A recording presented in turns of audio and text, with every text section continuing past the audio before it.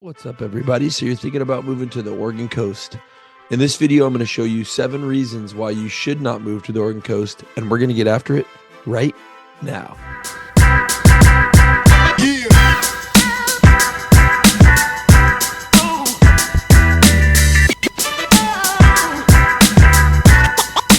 Hey, if this is your first time to the channel and you want to know everything there is to know about eating, sleeping, working, playing, the good and the bad of living on the Oregon coast, then subscribe below, tap the bell for notifications so you can be the first to learn about the current market on the coast. My name is Eddie, and I get emails, texts, calls all the time from people just like you looking to make a move to the coast. So whether you're moving in 9 days or 90 days, give me a call, shoot me a text, or email me, and I'll be sure to help you make a smooth move to the Oregon coast today. Well, we're going to get after it. I would say the number one reason why you don't want to move to the coast is definitely going to be because of the weather. The weather is going to be 165 days out of the year. You're going to get some sun, and that isn't always going to be like the sun that maybe you're accustomed to. It could be sun that is windy, chilly, cold, and something that you don't want to be in. There might be days that are amazing and beautiful, but a lot of days it's like, man, do I really want to go get sandblasted on the beach even though it's sunny and 45 degrees or 55 degrees out? And then not only that, but when it's not sunny on the other over 200 days, you can expect clouds, storms, weather, whipping wind, gale force winds, high oceans, flood advisories, all kinds of things. So you've got to make sure that you're ready for the weather. If you're not ready for the weather, I would highly advise you not to move to the Oregon coast. My number 2 reason why you should not move to the coast is because of the isolation of the Oregon coast. If you live in Oregon, maybe you live in the Willamette Valley, Eugene, Salem, Portland areas. Maybe you live in the high desert area, Bend, Prineville, Redmond area.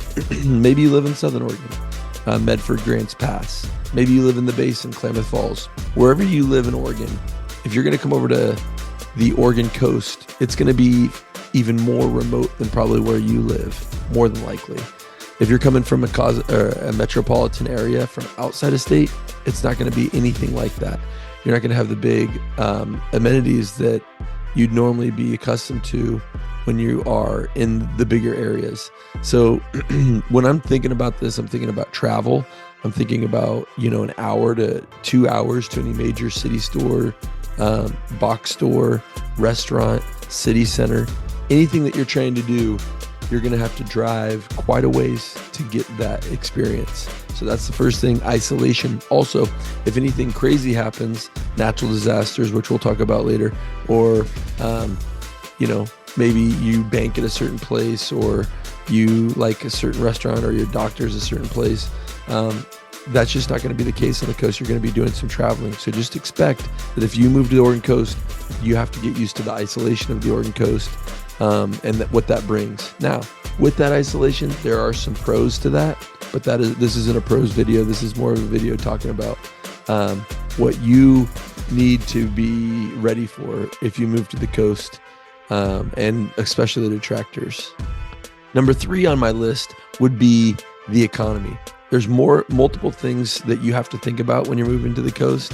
You may be a retiree that wants to retire to the coast. You may be somebody that's going to just be relocating to get a different job. In that case, you already have a job in place.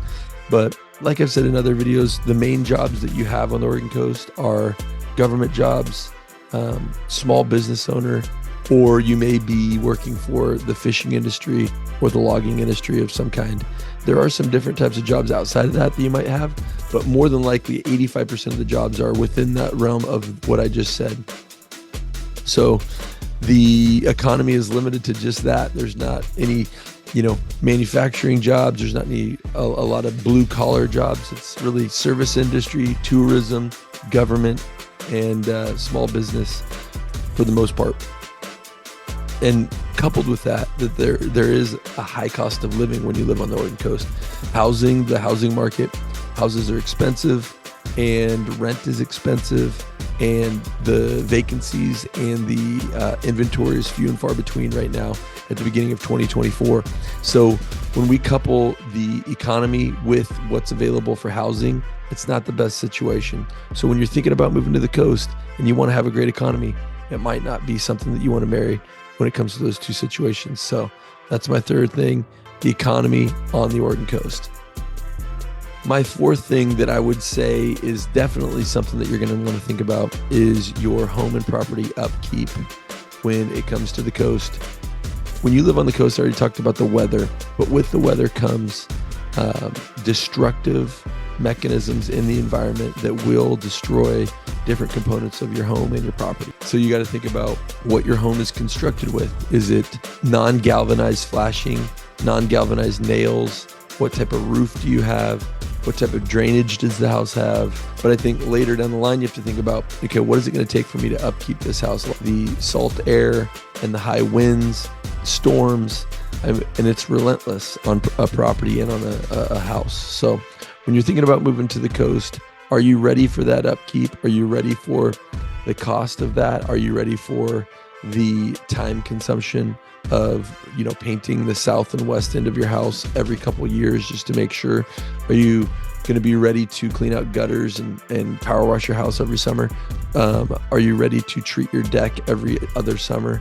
Those are things that you just got to think about when it comes to living on the Oregon coast. Do you want to deal with that? And if you do, then the Oregon coast might be a place for you. But if you don't, I would skip the Oregon coast for sure. My fifth thing is something called the Tsunami Awareness Zone. You're definitely going to want to know what those signs are when you're driving around the Oregon coast when it talks about you going in and out of Tsunami Zone. Basically anything above 50 feet in elevation above sea level is going to be where you're getting out of the Tsunami Zone, or what they call it. And that's between 50 and 80 feet elevation. So if you're going to be worried about a tsunami, you probably definitely shouldn't move to the Oregon coast. A lot of people are like, well, I'll live outside of the tsunami zone. I'll get a house that's, 100 feet above sea level. And I would just say, well, if there is a tsunami, if you're really worried about a tsunami, if you survive the earthquake that happens before the tsunami, are you prepared? And those are things that I always think about. Am I prepared to get out of this situation? I'm on the beach. If there's an earthquake, I got 15 minutes to get myself and my family, to high ground. So when you're thinking about the Oregon coast, you want to make sure that you think about the tsunami zone and how you're going to get in and out of it. You got to think about, I would be prepared regardless if you're going to live on the Oregon coast, that you have, rations of food, probably up to 3 months worth of food. I'd have water stores. I'd have fuel storage. I'd have a generator that's hooked up to my power. All those things are going to cost money, but if something like that does happen and you are able to get back to a structure that is safe, you're going to want to make sure that you have all those things in place: food, water, energy, and probably for 2 or 3 months, because if there's a big 9.0, 9.4 earthquake, it's going to do extreme damage all over the state. There's going to be little travel in between towns on the Oregon coast or to the Oregon coast, because there's going to be something called the liquefaction of the Willamette Valley, which you can look that up. And you can also look up just what the actual strength of the bridges are up and down the Oregon coast. And, if there's a 9.0 earthquake, what bridges are actually going to stay upright? That's kind of a sketchy thing. And, there's weak soil all over the Oregon coast. There's been all kinds of landslides along Highway 101 and along different roads. And with an earthquake, and, if it hits the wrong time of the year, it could really be crazy. So when I think of the tsunami, I automatically, I don't really worry too much about the wave, because I feel like I could probably, just who I am, maybe pick up a couple kids and run for 15 minutes and get, to high ground, or jump in a car, or jump in a truck and get there. But, if that did happen, then after the tsunami passes, that's where the real craziness is going to begin, because, food is not going to be readily available unless you're prepared. Water, clean water, you never know how that's going to go, because the electrical grid in a lot of places might go down. So I just think about all that stuff when it comes to the tsunami preparedness. And that's something you should definitely think about too. If you're worried about the tsunami and you're worried about being in the tsunami zone, I would just think about the whole situation that comes from that, of the Cascadia subduction zone, releasing and creating this earthquake, and then the tsunami. What does that mean for everybody that lives on the Oregon coast? It's going to be total destruction. So whether you're in or out of the tsunami zone, I would be prepared for just after the tsunami as well. So if that's something that you're worried about, I definitely would not move to the Oregon coast. Everything that my sixth thing is going to be all the big city amenities that you're going to be missing when you move to the Oregon coast, from restaurants to stores to malls to big, I think about the big box stores, a Lowe's, a Home Depot, a Target. I think about, all the public services, parks, sidewalks, trails, places to go cycling. Really a lot of places have tons of bike trails and running trails and bike paths all over, and great parks. All these things that you would think of when you think of a big, and you might be thinking of different things when you think of a big city center or a large metropolitan area. You're just not going to get those things. Go get something to eat after 9 o'clock. Is there any place open? Are there any stores open after 9 or 10 o'clock? Because a lot of those shut down. You don't have a lot of 24-hour options. Gas stations, are they open in the town you want to go to? I mean, there's a lot of things. Maybe you're not a night owl, but those things are also some things that you want to definitely consider when you're moving to the coast, because those things aren't always available. So if you are a fan of big city amenities, you definitely got to pass on the Oregon coast. And the last thing that I would say that you definitely need to focus on when you're moving to the Oregon coast, of why you wouldn't want to move to the Oregon coast, is tourism. Maybe you are somebody that just wants to get away from the crowd and just enjoy your life. Well, I'll tell you this, there's an infestation on the coast that comes every single summer.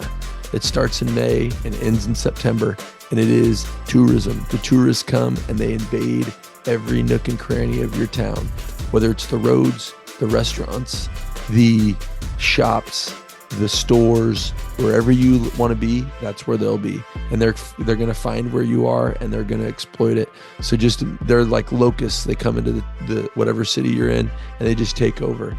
Do we love tourists? Yes, they bring so many positive things to each community on the Oregon coast, including, boosting the economy. But are they a nuisance?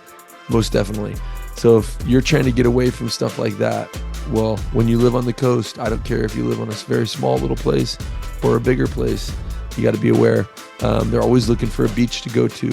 They're going to find every cool little spot, and they are going to be there. When it comes to the Oregon coast, do you want to move to the Oregon coast? You got to think about the weather. You got to think about the economy. You got to think about the isolation of it. You got to think about the home property upkeep. You got to think about tsunami zones. You got to think about the loss of big city amenities. You got to think about tourism. That's pretty much all I have to say about why you wouldn't want to move to the Oregon coast. I will end on this though.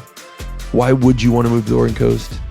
It is amazing here. It is beautiful. I love the weather. I mean, it was raining nonstop today. I couldn't see, sometimes when I was driving, but it was amazing. I loved it.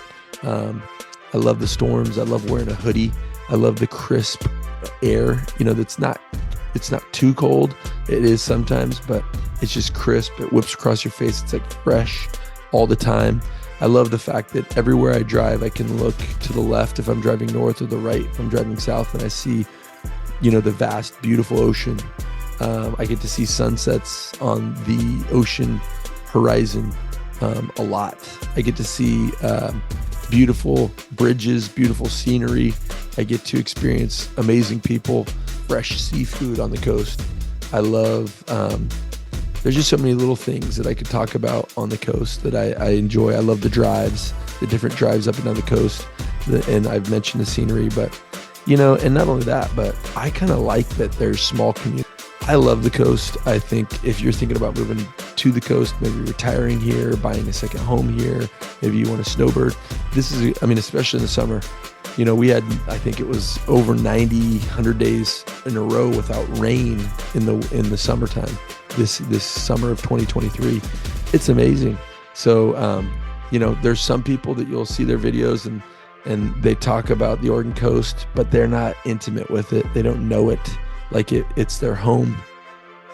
And I'll tell you this, it can become your home in a day. You just move here, you know, go all in, and people are welcoming here. You know, there's like Newport, the friendliest. There's so many um, monikers of different towns like that, where you've just got good people in all of these different towns, hardworking people that just want to see the betterment of their town or their city.